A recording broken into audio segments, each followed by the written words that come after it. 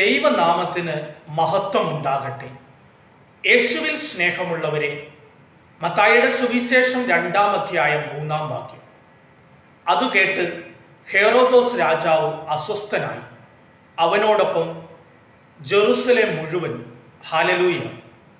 സ്നേഹമുള്ളവരെ, ജ്ഞാനികൾ വന്ന് യേശുവിനെ പറ്റി ഹെറോദോസിൻ്റെ അടുത്ത് അന്വേഷിച്ചപ്പോൾ ഹെറോദോസ് രാജാവ് അസ്വസ്ഥനാവുകയാണ് ചെയ്തത്. എന്തുകൊണ്ടാണ് ഹെറോദോസ് രാജാവ് അസ്വസ്ഥനായത്? തൻ്റെ അധികാരം നഷ്ടപ്പെടുമോ എന്നുള്ള ഭയം നിമിത്തമാണ് ഹെറോദോസ് അസ്വസ്ഥനാകുന്നത്.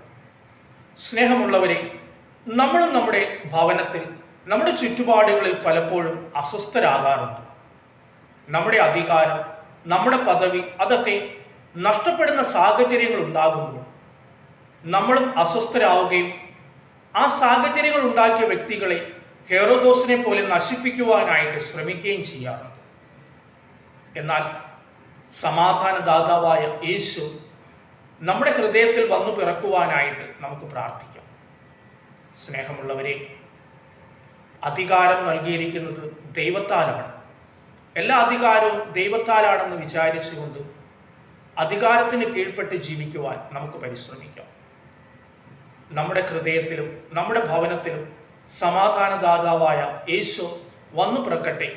അതിനുവേണ്ടി നമുക്ക് പരിശ്രമിക്കാം. ആമേൻ.